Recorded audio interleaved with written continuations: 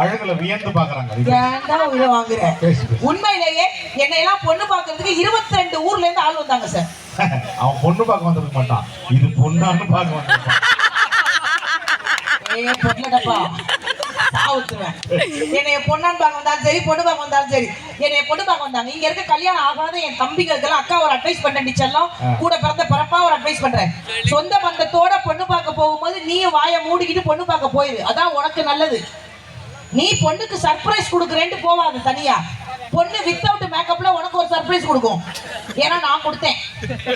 எங்க வீட்டுல மாமியார் தான் மூலையை வந்து பூ வச்சுட்டு போயிருச்சு. நான் அதுக்கு ஒரு பொட்டு வைக்கலாம்னு பார்த்தா முடியாம போச்சு பாருங்க.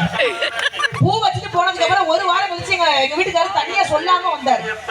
நான் வீட்டு வாசல்ல நைட்டியோட நின்றுட்டு இருந்தேன். இல்ல அந்த அம்மா என்ன சொன்னாங்க, ஐயோ உலகத்திலேயே